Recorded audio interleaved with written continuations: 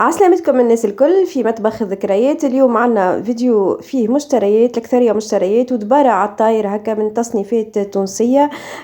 باهية للناس اللي تعمل في ريجيم متاع صيام متقطع وكيف كيف زادة الصيام الإسلامي.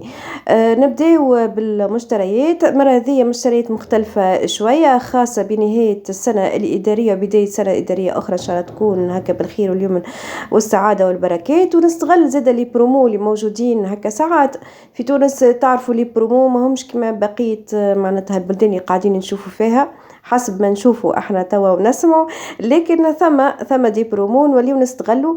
او كهما لي برومو اللي هي معناتها يعملوا فيها للجاتوات والمرطبات، نستغلوا الفرصة ناخذوا الحاجات اللي تصبر لسيدي رمضان.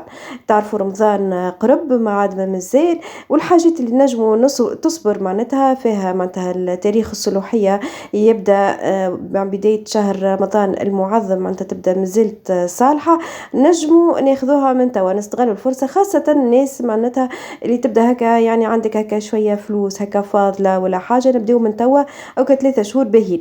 خذيت معناتها ذيك بديل النوتيلا، خذيت الباتا جلاسي زاد بصوم ممتاز على الاخر، بديل هذاك السكر المحلى اللي نعرفوه الكل. ثم حاجات زاد ناخذها اونفراك صبة كيما انشاء، كنت قلت لكم تو نحكيو عليه في فيديو لاحق، الله غالب ما كتبش كنت مريضة شوية.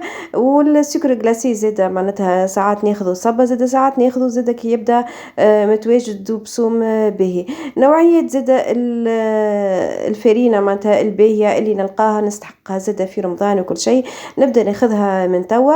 نجموا معناتها نخليوها في باكوها والا معناتها نحطوها نحفظوها في حكيكه باللار كبيره. كيف كيف الكريم باتيسير متاع خاصة السهريات الشتوية، توا معناتها ديسمبر وجانفي كل شيء، ساعات نستحقوا هكا الكريم باتيسير خاصة كي تبدا هكا معناتها هكا النكهة متاع الزمن الجميل. لقيت باكو تاي أخضر خذيته، توحشت التاي الأخضر متاعنا. صحيح تونس راهي ماهيش منتجة للتاي الأخضر، أما عنا هكا يمكن تقنيات ولا جو هكا متاعو هذاك الباكو الأخضر اللي نعرفوه سبيسيال شوية. ما نعرفش الحكاية تابعة عملية التكرير ولا التعليب ولا ما نعرفش كيفاش، المهم التاي الأخضر متاعنا التونسي فقدته ياسر. لهنا كيف كيف زاد خذيت مش مستانسة ناخذ التمر المعجون هذاك. شفت قناة يوميات أم شهاب، خذيت تقريبا الماركة متاعو اسمها شدلية، أي قالت معناتها يعني جهة عملت كعك ممتاز على الآخر، كعك تمر. فوليت تبعتها وخذيت يعني الباك، والحقيقة ما لقيتش فيه قزة وكل شيء وباهي ويربح برشا وقت، وباش نخليه رمضان نستهلك منه هكا شوية والباقي باش نستحفظ عليه في الكونجيلاتور خوفا لا معناتها على مدة الصلاحية متاعو. حاجات أخرين زاد ناخذهم باستمرار اللي هما الزريرة هذوما كيما فيح الخبز المكسرة، الزبيب، الكرموس الشايح والغلة الشايح. لهنا زاد تفرجت في قناة تنويشات تونسية، تعرفوني ياسر نتفرج خاصة في قنوات الروتين التونسية. فمشيت للسوق اللي تقريب سوق بن عروس ولا الياسمينات، والشخص اللي خذيت من عنده هو بيدو لقيته وين سوق المنتزه، وين سوق المروج تقريبا يقولوا له، المهم وين الطيارة متاع المنتزه، هو بيدو خذيت من عنده هذيك الصحفة هذيك اللي بالساقين متاعها تجي معناتها نحطوا فيها التمر، نحطوا فيها البناضج، بريك دنوني. عجبتني على الاخر، خاصة انا يعني قاعدة نعمل في سيري تونسي هكا الالوان هكا تونسي كل شيء بالطبيعة. هذه مازلت كيف خذيتها، هذه نهار الخميس اللي فات. خذيت زاد الفازة هذه لقيتها في عزيزة، شخت عليها وانا حاشي حاجة هكا بالفم متاعها تعجبني ياسر، فازت كيف هكايا حسيلو متعددة الاستعمالات. زاد كيف كيف قاعدة ناخذ هكا في حاجات بيولة انا وبقية العائلة زاد كيما البيض، زيت زيتونة، زاد واحد يستثمر في صحته كيما الكسكسي هذا كسكسي القمح، ويحب هذا يكون كسكسي المغلوث يبدأ شعير وقمح. شفت قناة زهرة المطبخ التونسي هبطته البارح يعمل 66 كيف. لأني زادة عندي كادوات جاوني من تستور من عند معناتها خالتي، ربي يفضلها، وبنت خالتي زادة ربي يفضلهم وإن شاء الله ربي يعطيهم صحة البدن. زادة كيف ما لقيتش معناتها فرصة باش معناتها نجازيهم وما قابلتهمش الحقيقة، يعني كانت زيارة هكا سريعة سريعة. فمعناتها ديما ما ينساونيش الحقيقة من الحاجات المشتهية، خاصة حاجات تستور وحدها والعولة وكل شيء. هذايا البرودوي هذايا نحب ننصحكم بيه على الاخر. يمكن المره الثالثه نشري معناتها الفشفشه هذيك، حاسيلو ملتي يوزاج بأتم معنى الكلمه، يعني تفشفش كل بلاصه. الرخام هذاك اللي تشوفوا فيه هذاك نظف به الرخام، وين البريزات، البيبان، الغاز، الزليز، اي حاجه مبقعه، الحوايج، اي حاجه اي حاجه، سبحان الله معناتها قداش وفر عليا جهد كبير.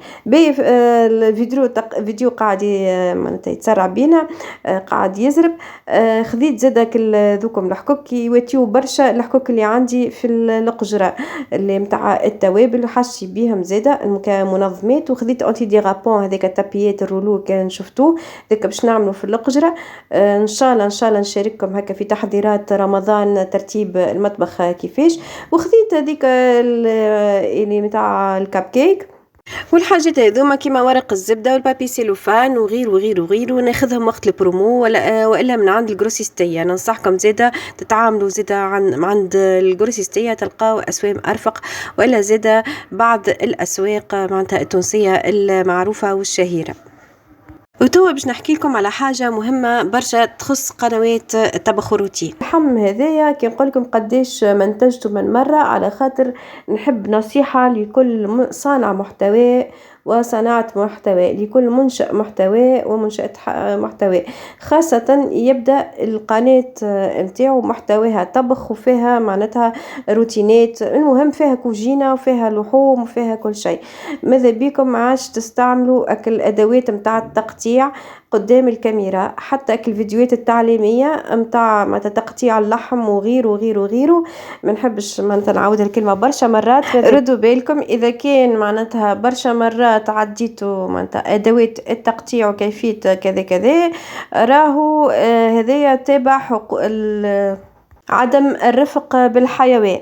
يعني ماذا بينا حاجات الناس اللي تعدي توا فك الدجاج وكل شيء متاع راس العام وكل شيء، ماذا بيكم من غير ما توري بالتفصيل الممل كيفاش معناتها الدجاجة حضرتها، ماذا بيك تكون الدجاجة حاضرة مريقلة كل شيء كيفاش تعملها وديريكت معناتها تفوحها وكل شيء، من غير ما توري أدوات التقطيع، من غير ما توري كيفاش معناتها في الفور، خاصة ثم طرق هكايا تظهر كأنها تعذيب للحيوان. ردوا بالكم على خاطر فيها عدم اقتراح للقناة، والقناة تموت تولي ما عادش موجودة، تولي كان اللي عندك معناتها هذوكم هما معناتها أصحابك أحبابك، ما عادش تقترحها لعباد آخرين، ما يقترحش اليوتيوب لمدة طويلة. وإذا كان معناتها شديت صحيح في النوعية هذه متاع الفيديوهات، راهي تنجم معناتها تتعاقب القناة بور دو بون.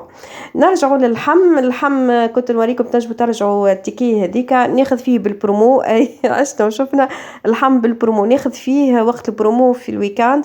ثم جزار في رادس يعمل برومو للحم برشا برشا زاده كيفو يعمل بروموات في اللحم. هذه مش اشهار ليه، هذه طريقه هكا لي معناتها الحذيقه في العيش وكل شيء، خاصه الناس اللي تعمل في ريجيم الكيتو والصيام المتقطع لازمها برشا بروتين.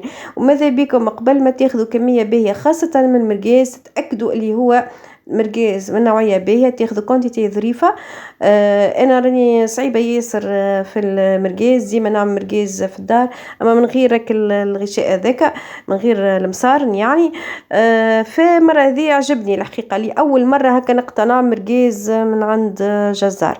المهم عملته هكايا مشوي ديريكت من غير ما حطيت حتى شيء، لان الفكرة مانيش باش نعمل عجة بالمرقاز. عملت معناتها خضرة كلها سوتي في شوية زبدة، نجمو نعملوها زبدة في الفراير والا في الفرن كيف كيف. لهنا معناتها حبيت نخرج العصارة اللي فيه والدهون اللي فيه منه، فيه معناتها يقولوا زيت ويقلي، ما زدت حتى إضافة على أساس مشوي. يا أخي من بعدك الخلاصة هذيك قصيت فيها شوية هكا طماطم، شوية بصل، شوية ثوم، بهارات هكيا معناتها كليل الجبل وزعتر، معناتها زعتر وكليل، وشوية معناتها فلفل أكحل، ما زدتش نحطش تقريبا حتى الفلفل الأكحل. والعظم زادة معناتها عملته هكا على جنب. عملت زادة قصيت البطاطا، قصيت القرع، سمت ثم عظم مسموط وثم عظم فقسته في الماء. نعرفش كان وريتكم في فيديو سابق كيفاش نعملوا حكاية العظم، وإلا في الزبدة ما ثم حتى مشكل، ثم عظم فقرته في الماء وثم عظم فقرته في الزبدة. لهنا هاوكا الخلاصة هذيك العصارة متاع المرقاز.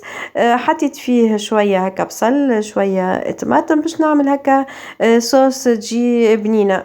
مانيش ناوية لهنا باش نعمل عجة، كان جيت ناوية باش نعمل عجة من غير ما نعمل عجة بالمرقاز، مرقاز من غير ما نشويه ما تنسقطه من بعد يجي أبن برشا الحقيقة كي يبدا مسقط. أما أنا حبيت لهنا نعمل مشوي. وكما تعرف بالنسبة من الناس اللي تعمل في ريجيم متاع صيام متقطع يلزم ثم هكا كمية متاع بروتين وكمية متاع كربوهيدرات. ماذا بيك البطاطا ما تكونش مقلية في الزيت، تكون هكا يعني مصموطة وصوتي في الزبدة وغيره مع سلطة زيت.